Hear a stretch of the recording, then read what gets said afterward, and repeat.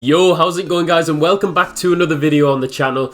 Today I have a video on FUT Champions. FUT Champions starts this Friday, so I just wanted to bring some helpful tips to hopefully help you do well in FUT Champions. Before we get into that, if you do enjoy, please drop a like down below and subscribe for much more FIFA 20 content. It just helps the channel grow so much. The support from you guys has been absolutely amazing recently. Videos are doing so well, but let's just get into today's video. So you can see I'm on the main menu. We are not on Ultimate Team. And this is just one of the things. I have a few tips. I've wrote them down. I've actually thought, what things can I do to prepare myself for FUT Champions this weekend? 30 games of FIFA from Friday to Sunday night. It's very intense. And it can be really close between games. You can win or lose games on the smallest of things. So what I wanted to do and start off with was one thing that you can really give yourself an advantage with. And that is free kicks and penalties. How many times did you go to penalties last year if you played FUT Champions? So important, and with the new systems this year, you need to make sure that you know how to take penalties. So, if you hop over to the skill games from the main menu, you can see here we've got basics, passing, dribbling, defending and shooting. These are all good if you want to try and improve on FIFA, but the one I'd go for is shooting. As you can see here, I haven't done any of these ones on the shooting or the advanced shooting or set. Yeah, I've done the set pieces, but I haven't done any of these two. You don't have to do them if you don't want to. The ones we're worried about for penalties and free kicks are these ones. So, set pieces challenge is good for penalties. This one does free kicks. Once you've done all of these set pieces, you actually get the advanced set pieces. And you can see here the advanced set pieces on the bottom right of the screen. When you work up to that, you do free kicks from different areas. So I think it's a really good one to actually practice. And what I'm going to be doing is just having a look and showing you. So you can see here, one tip I would recommend is, say you have Eriksen in your team, go to the Spurs, change your profile to Spurs. Even if you're an Arsenal fan but you have Eriksen, change it to Spurs just temporarily. You get to try out what Eriksen's free kicks are like. So, I don't have Eriksen myself, but I did just use him in the draft. I thought he's a great free kick taker. And what I'm going to do is just practice a few free kicks. So you can see here, to move the position of Eriksen, you can either click right on the right stick, left or left, so you can see it moves him around, so obviously you get a bit of a better position. I've done a few of these, so I'm not the best at free kicks. I'm not saying that I am the best at free kicks. This isn't a few free kick tutorial video. It's simply just, come on, bang this one. Oh, nearly. It's just simply to show you how you can actually improve at the game, and will give you a massive boost going into FUT Champions this weekend, because, oh my god, I actually got a free kick in the draft. Didn't score it, but did hit the bar, and I thought that's a massive improvement on what I was doing before. Like, I actually had an idea of how I wanted to actually take the free kick. I think we'll try again with Eriksen. And yeah, you can time it, so that was really poor. You can time the free kicks, that's one thing I would add. What I would try and do, just a simple thing, is put the white circle maybe above the guy on the outside of the wall's head. Bit about there. For this position, you probably want to do a curve free kick. So we'll go around 2 bars of power, put the curve, time it, and it hits the wall. So I'm not the best at free kicks, I do have to say. We'll try this one for the last one of the free kicks before we get onto penalties. See if I can score this one. Come on here. Oh, saved it again. Right, we'll quit out that one. But that is one way you can improve on your free kicks. Set pieces, this one's a good one. The silver set pieces, you're doing penalties, so you have to try and get it through the gaps. And I think this is really good, because you want to have a bit of variety in your penalties. If you go to a penalty shootout, you don't want to be putting yours all to the same side. And you just want to make sure that you really understand how the new system works. I think it's really important, and it's one thing. I've missed a few. I've got Fabinho in my team, and I think, yeah, timing them is really important. You can see that I wasted that one because I didn't time it correctly. When it goes to green or yellow, should be fine. The penalties are a lot easier than the free kicks, I would say, as they should be, mind. But yeah, just make sure you do time it correctly. That is really important. So that is tip number 1. Make sure that you know how to take good free kicks and good penalties. Yes, free kicks are really hard, but penalties, you should be scoring them. Up next, what I am talking about is custom tactics. Now, this is very important. Not just the custom tactics, but also your formations. It is really more about the formations and the custom tactics. For me, I don't really delve too deep into the custom tactics. You can see these are all pretty much how they were when the game first started.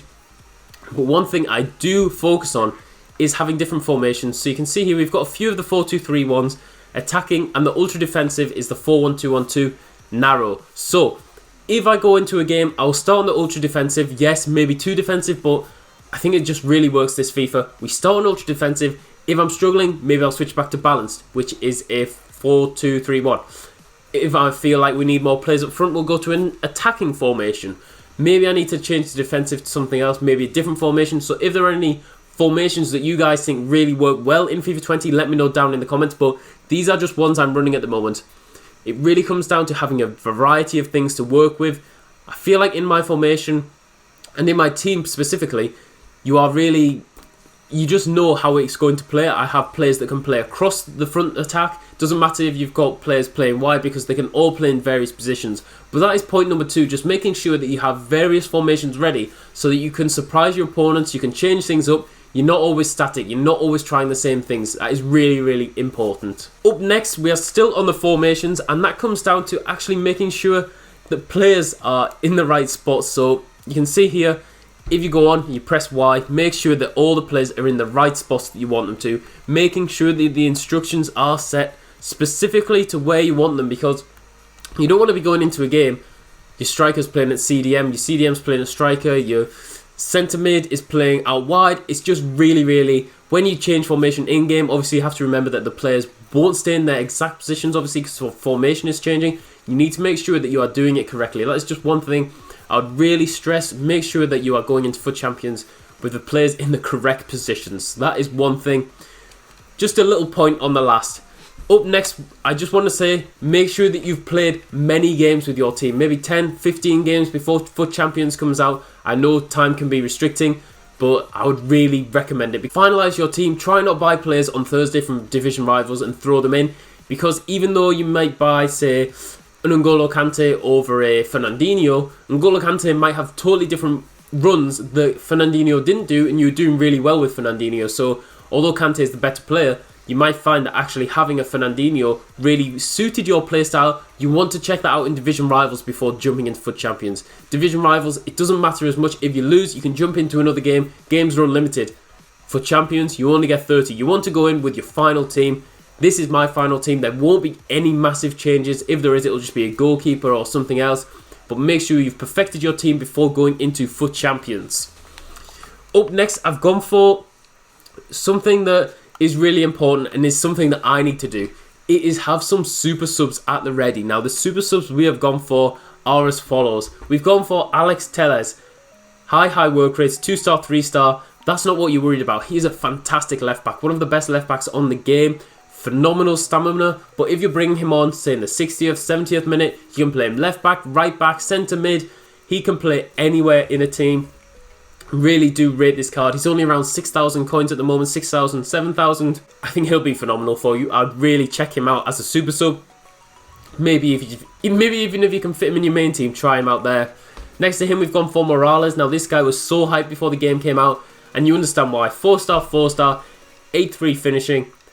Brilliant pace. I think he's a really nice card. High, medium, bring him on as a super sub.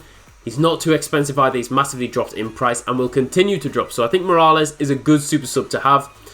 Up next, we have a very cheap one, Akimpong. I think he goes for discard. 3-star, 4-star, high, medium. Amazing pace. Great stamina as well. Good finishing. Good jumping. Amazing agility and balance. I came up against this guy and he's absolutely rapid. So agile on the ball. He's really small as well. 5'6", and he is really nice. I would really recommend this guy as a super sub. If you're looking for a cheaper option, that's who I would look for. Next to him, we have Guedes. Now, Guedes is around 7,000 coins. He's a bit more expensive, but high, medium, 4-star, 4-star. Use this guy in a 50k team. He is phenomenal. Really do rate this guy. Up next, we've gone for Martinez. 4-star, 4-star. This guy goes around discard as well. Jumping 88, finishing 82. Bring him on as a super sub will do you really nicely. And actually, I've got one more I want to add to the list. And this is a guy that costs around 2,000 coins. And it is none other than Thomas Partey.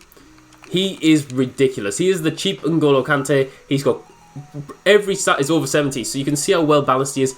Medium, high, bringing him on, sure up the game, stamina, strength, aggression, stand tackle, ball control. He is absolutely amazing. Really recommend this guy. And those are the super subs that I've actually gone for, and that is going to be probably all of my FUT Champions tips. Before Friday anyway, I think that's something that I would suggest that you guys do. Go out and prepare. As for actually FUT Champions, I just wanted to add a few tips because I've played FUT Champions for the last 3 years, I think. Ever since it first came out, I remember sweating 40 games a weekend whilst at university. That was so hard. Really was a chore. Wasn't enjoyable at all. I think reducing it to 30 is still a push, but it is really much improved. As for actually playing the games, what I would try and do is space them out.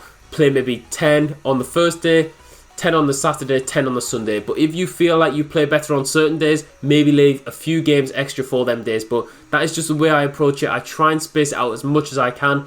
As for actually my tactics around the games, one thing I would just say is really important is if you go down 1-0, try not change too much. You always have to score in the game. If you go down early, you always have to score in the game if you wanted to win it. So don't let it change your mindset too much.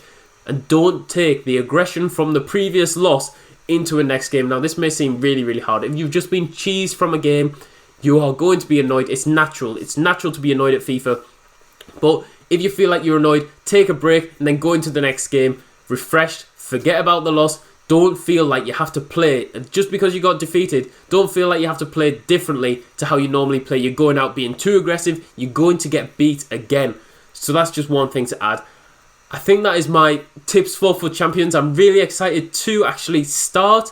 Hopefully we can push on to do really well. As I say, I'm not an amazing player, but I think I'm decent enough to understand how FUT Champions will operate. I really do enjoy the game, and I hope that we can do well, as I say. So if you did enjoy this video, please drop a like down below. I'll be uploading FUT Champions games to the channel. I'll be doing more tip videos just like this one. That is going to be it for now. Thank you very much if you did make it to the end. Good luck with your FUT Champions this weekend.